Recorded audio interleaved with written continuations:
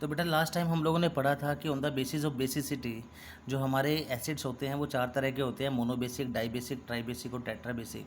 आज हम लोग पढ़ने जा रहे हैं कि जो on the basis of strength जो है वो एसिड कितनी तरह के होते हैं। ठीक है ना। एसिड की मतलब स्ट्रेंथ के बेस पे एसिड जो हैं वो कितने तरह के होंगे, ये किस बात पे डिपेंड करेगा। तो आपको पता होना चाहिए कि स्ट्रेंथ के बेस पे जो एसिड हैं वो हमारे पास दो तरह के होते हैं, एक स्ट्रॉन्ग एसिड और एक वीक एसिड।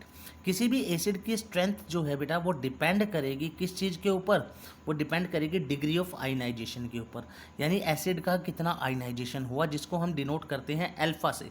ठीक है ना। तो डिग्री ऑफ आयनाइजेशन किसी भी एसिड का कितना होगा कि number of the molecule of acid undergoing ionization divided by total number of acid molecules into 100, यानी कितने मोलिक्यूल एसिड के आयनाइज हुए उस चीज़ पे डिपेंड करेगा। अगर डिग्री ऑफ आयनाइजेशन की वैल्यू है ज़्यादा, ठीक है ना, तो एसिडिक स्ट्रेंथ भी क्या होगी, ज़्यादा होगी। अगर अल्फ़ा की वैल्यू कम है, डिग्री ऑफ आयनाइजेशन कम है किसी एसिड का, तो एसिडिक स्ट्रेंथ भी क्या होगी उसकी, कम होगी।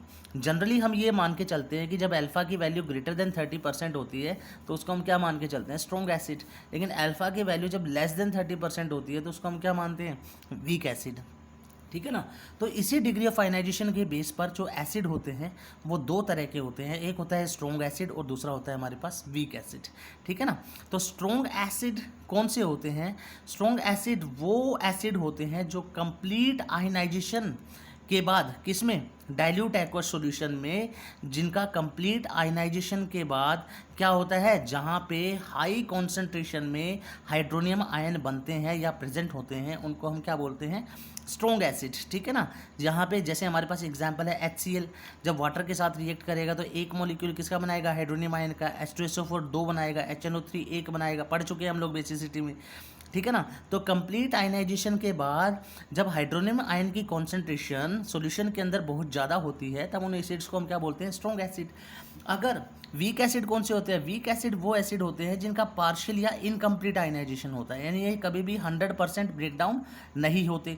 जब 100% आयनाइज नहीं होंगे तो यहाँ पे जो कॉन्सेंट्रेशन है H3 पॉजिटिव आयन की वो भी क्या होगी, कम होगी। ठीक है ना, सॉल्यूशन के अंदर, इसलिए ये वीक एसिड होते हैं। जैसे एग्जांपल हमारे पास acetic acid, formic acid, oxalic acid, ठीक है ना, कार्बोनिक एसिड। ठीक है। तो इसी तरह से H2SO3, hydrogen sulphide, hydrogen cyanide, ये सारे हमारे एग्जाम्पल किस में आ जाते हैं, वीक एसिड में आ जाते हैं। तो मैं ये कह सकता हूँ कि जो स्ट्रॉन्ग एसिड होते हैं वो डाइल्यूट एक्वस सॉल्यूशन में कंप्लीटली आयनाइज हो जाते हैं, लेकिन वीक एसिड कैसे होते हैं, पार्शियल आयनाइजेशन होता है उनका। ठीक है ना। जब इन एसिड्स का, स्ट्रॉन्ग एसिड का कंप्लीट आयनाइजेशन हो जाता है तो सॉल्यूशन के अंदर आपको क्या मिलेंगे, कैटायंस, कंटेन्स आयंस ओनली, तो वहाँ पे आपको पॉजिटिव और नेगेटिव आयन ही मिलेंगे। जैसे HCl है, जब इसका कंप्लीट आयनाइजेशन हो जाएगा तो सॉल्यूशन में H पॉजिटिव और Cl- के आयंस ही प्रेजेंट होंगे। लेकिन एक्वस सॉल्यूशन यहाँ पे वीक एसिड के अंदर क्या होता है कि कंप्लीट आयनाइजेशन नहीं होता। जब कंप्लीट आयनाइजेशन नहीं होगा तो यहाँ पर सॉल्यूशन के अंदर आपके पास आयंस के साथ साथ अनडिसोशिएटेड मॉलिक्यूल भी प्रेजेंट होंगे। जैसे मैंने एसिटिक एसिड का जब आयनाइजेशन किया, क्योंकि ये वीक है तो 100% तो आयनाइजेशन इसका होगा नहीं। ठीक है ना। जितना भी आयनाइजेशन होगा 10%, 20%, तो उसी के रिस्पेक्टिव में क्या होंगे आपके पास, एनायन और कैटायन प्रेजेंट होंगे। लेकिन ये कंप्लीट तो आयनाइजेशन हुआ नहीं, इसलिए कुछ मॉलिक्यूल, अनडिसोशिएटेड मॉलिक्यूल, ये वाले भी वहाँ पे पड़े होंगे। ठीक है ना। इसीलिए फिफ्थ पॉइंट में ये कह सकता हूँ, क्योंकि इनका कंप्लीट आयनाइजेशन हो जाता है स्ट्रॉन्ग एसिड का, इसलिए अल्फा की वैल्यू क्या है यहाँ पे, 1 का मतलब बेटा 100% आयनाइजेशन, और यहाँ पे अल्फा की वैल्यू हमेशा क्या रहती है, लेस देन 1 रहती है, यानी कभी भी कंप्लीटली डिसोशिएटेड नहीं होते। लास्ट टाइप है आपके पास classification on the basis of concentration of acid. बेटे कॉन्सेंट्रेशन के बेस पे जो एसिड है वो दो तरह के होते हैं, एक होता है कॉन्सेंट्रेटेड एसिड, एक होता है डाइल्यूट एसिड। अब नाम से ही पता चल रहा है कॉन्सेंट्रेटेड एसिड। कॉन्सेंट्रेटेड एसिड का मतलब है वो एसिड जहाँ पे वाटर मिनिमम अमाउंट में, बिल्कुल मिनिमम अमाउंट में, यानी बहुत स्मॉल अमाउंट में प्रेजेंट होता है, उनको हम क्या बोलते हैं, कॉन्सेंट्रेटेड एसिड। जिस भी केमिकल बोतल के ऊपर अगर लिखा होगा एसिड बोतल पे कॉन्सेंट्रेटेड सल्फ्यूरिक एसिड, यानी वाटर वहाँ पे 0.001% या 0.1%, in this way water is present in very very small quantity, so those type of acids are called concentrated acid. Dilute acid कौन से एसिड होते हैं बेटा? डाइल्यूट एसिड वो एसिड होते हैं जहाँ पे वाटर जो है वो बहुत ज़्यादा अमाउंट में प्रेजेंट होता है। Water is present in more means it contains the more amount of water than its own mass and known as dilute acid, यानी जहाँ पर वाटर ज़्यादा अमाउंट में प्रेजेंट होता है उसी को हम क्या बोलते हैं? डाइल्यूट एसिड बोलते हैं।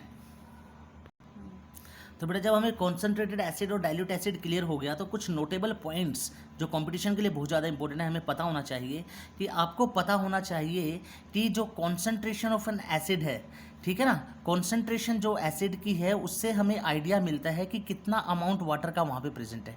अगर वाटर का अमाउंट कम प्रेजेंट है तो कॉन्सेंट्रेटेड है, अगर बहुत ज़्यादा प्लेंटी ऑफ वाटर प्रेजेंट है, ठीक है ना, तो उसको हम क्या बोलेंगे? Dilute acid. दूसरा पॉइंट आपको ये पता होना चाहिए कि कॉन्सेंट्रेशन को कभी भी आपको कंफ्यूज नहीं होना है एसिड की स्ट्रेंथ को लेके, ठीक है ना, क्योंकि दोनों का मतलब अलग है। स्ट्रेंथ ऑफ एसिड का मतलब अलग है और कॉन्सेंट्रेशन का मतलब अलग है। कॉन्सेंट्रेशन का मतलब है कि वहाँ पे कितना वाटर प्रेजेंट है, अगर कम है तो कॉन्सेंट्रेटेड एसिड है, ज़्यादा है तो डाइल्यूट एसिड है। लेकिन अगर स्ट्रेंथ की बात कर रहा है तो एसिड की स्ट्रेंथ हमें आइडिया देती है किसके बारे में? कि वहाँ पर concentration of hydronium ion aqueous solution में आयनाइजेशन से कितने बन रहे हैं, ठीक है। उसी तरह से तीसरा पॉइंट क्या कहता है कि जो कॉन्सेंट्रेटेड एसिड है may not necessarily be a strong acid while a dilute acid may not necessarily be a weak acid। आपको ये नहीं समझना है कि कॉन्सेंट्रेटेड एसिड का मतलब ये नहीं है कि वो स्ट्रॉन्ग एसिड हो, उसी तरह से dilute acid may not necessarily be a weak acid, और डाइल्यूट एसिड का मतलब ये नहीं है कि वो एक वीक एसिड है। क्लियर है? तो थर्ड पॉइंट को समझने के लिए हमें फोर्थ पॉइंट से यहाँ पे क्लियर हो जाएगा कि भाई स्ट्रॉन्ग एसिड जो है वो हमेशा स्ट्रॉन्ग ही रहेगा, चाहे आप उसका डाइल्यूशन भी कर दो। क्यों? क्योंकि स्ट्रॉन्ग एसिड है भाई, उसका तो डाइल्यूशन करते जाओ, अब क्या होगा? उसका तो जो हाइड्रोनियम आयन है वहाँ पे बहुत ज़्यादा अमाउंट में 100% आयनाइजेशन हो रहा है, तो स्ट्रॉन्ग एसिड स्ट्रॉन्ग ही रहेगा चाहे आप उसका डाइल्यूशन भी कर दीजिए। और जो वीक डाइल्यूशन का मतलब ये नहीं है कि वो वीक हो जाएगा जो H2SO4 है वहाँ पे। सिमिलरली जो वीक एसिड है वो वीक ही रहेगा, ठीक है ना, इवन व्हेन कॉन्सेंट्रेटेड, भले ही आप उसको कॉन्सेंट्रेटेड भी कर दो, because it will produce less concentration of hydrogen ion in aqueous solution, ठीक है ना। भले ही आप कॉन्सेंट्रेशन भी बढ़ा दीजिए वीक एसिड की, लेकिन वो कैसा रहेगा? वीक एसिड ही रहेगा, क्योंकि वो 100% आयनाइजेशन उसका पॉसिबल नहीं है। तो कल बेटा हम लोग डिस्कस करेंगे केमिकल प्रॉपर्टीज़ ऑफ एसिड। तो आज तक आप लोगों को ये टाइप्स ऑफ एसिड यहाँ तक कंप्लीट करना है, ठीक है बेटे। Thank you very much.